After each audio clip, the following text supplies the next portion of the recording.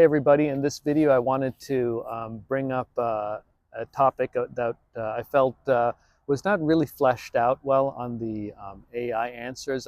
The question that people ask AI, I think, is what hernia surgery is best? It's something I haven't really seen written about much, and I wanted to share that. And that is the variation in technique. So meaning if you go to surgeon A, how they do the operation will look a certain way. And then if you go to surgeon B, how they do an operation will look a little different. But we might both call those laparoscopic hernia repairs, or we might both call those open hernia repairs, but they're actually done very differently. We live in an era right now where a lot of, for example, inguinal hernia repairs in the United States are being done robotically. What I've seen, the consistency and quality of robotic inguinal hernia surgery is looks to me to be fairly close, meaning if you see a high volume expert hernia surgeon in a big city and they do a robotic inguinal hernia repair, and you take a video of that, and then you go to a small town general surgeon who's doing a lot of variety of surgeries and hernias are just part of it, and he or she does an inguinal hernia robotic surgery, and you take a video of that. If you look at those videos, many times they're looking fairly similar. It's a similar technique, similar dissection. Maybe the expert will be a little bit smoother, faster, or whatever, but for the most part, they look very similar. It's a similar technique. And that's a good thing, because we want, all of us surgeons, we want us to kind of come up to the level of experts. And the reason for that, I think, is one, the robotic platform it's easier to work with. It gives you great visualization, so we're kind of seeing the same thing that others are seeing. The instruments are very intuitive, and it's easier to reproduce what an expert does. The other thing is, there's a few surgeons in the country who are very prolific teachers and video producers, and they show their techniques, and I think we're all indebted to them because they show their techniques and we're able to try to reproduce that. And so we're a lot more uniform in how we do robotic inguinal hernia repairs. Now, if we want to contrast that to open inguinal hernia repairs, I would say the quality of surgery and the technique, the specific techniques, vary greatly. So between high volume open inguinal hernia surgeon and a low volume inguinal hernia surgeon, there's probably going to be a big difference in how they do it. Not only that, even within experts, amongst experts, high volume experts, you're going to have very different techniques sometimes. And I'll share with you just an example that I noticed when I was a resident, and I've still kind of carried part of this with me into how I do things. There's a spectrum of how you do open surgery, and there's kind of on one end, there's doing a lot of dissection and making things look like the textbook. And on the other end of the spectrum is minimal dissection. And things tend to look to the onlooker a little bit more messy, and it's not clear. Like the assistant might be like, I'm not really sure what we're looking at. And on the other extreme, when someone does a very clean classical dissection, the assistant might look at that and say, oh, that looks just like the textbook.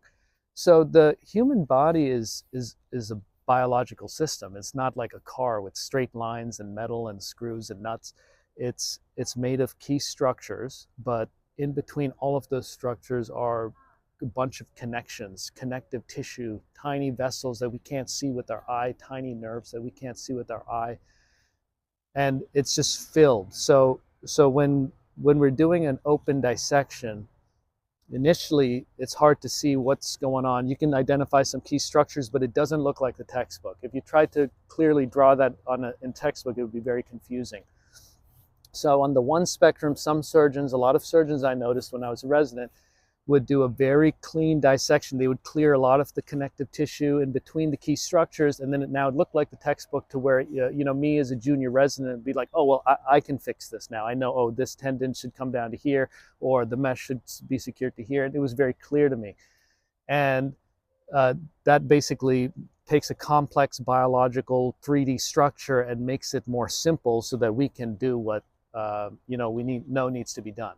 So that's on one spectrum. One end of the spectrum. The other end of the spectrum, I noticed some surgeons would not do that.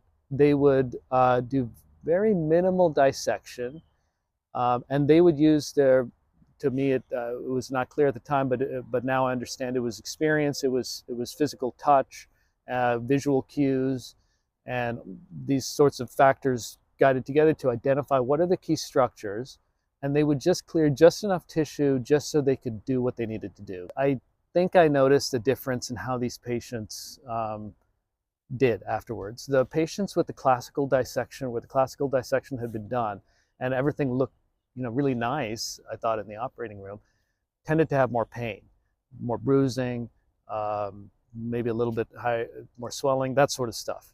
The patients where there was less dissection, and as a trainee, to me, it looked a little not so satisfying of an operation, a little unclear. I was, not totally sure what are we looking at times. Those patients I noticed tended to not have as much pain. I'm kind of generalizing. There were exceptions, I think, both ways, but this is kind of the big picture I think my mind kind of noticed. And so I noticed, well, even though it make me feel better to have a clean dissection and see everything perfectly, that might not be what's best for the patient. And what's really perhaps best is having the expertise and the experience to be able to identify what's needed and to do just that and no more. And that makes sense to me now, and that makes sense, I think. There's less tissue trauma, less inflammatory cytokines. The risk is, though, you do need to do enough dissection to be able to do a good operation. If you don't do enough dissection and can't get the key structures together, well, then it would be a failed repair or recurrence or whatnot. So that's something I wanted to share about open surgery. There's a huge variety of techniques and approaches to the surgery, and you can have expert surgeons on either end of the spectrum. They just kind of disagree a little bit philosophically on how we approach dissection. And with robotic inguinal hernias, I feel like it's a lot more uniform, which is a good thing, I think, because we want low volume surgeons to be able to do a great job, similar to how the experts do it. So I think we're seeing that more with robotic inguinal hernia surgery as compared to open. I think there's a time and a place for everything.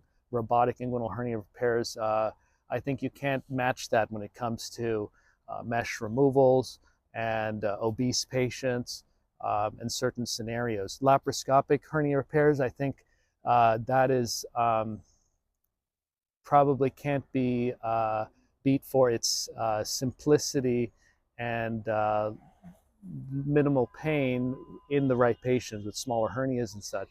And then open hernias, I don't think can be really rivaled when it comes to the no mesh options and various strong repairs, because the muscle plication is really unparalleled, but it needs to be done in a certain way. I think that if you do open repairs with a very skeletonizing technique and a very classical dissection, that's what leads to a lot of pain. I hope that that's maybe interesting and helpful as you understand surgery in general and the different techniques in interpreting data.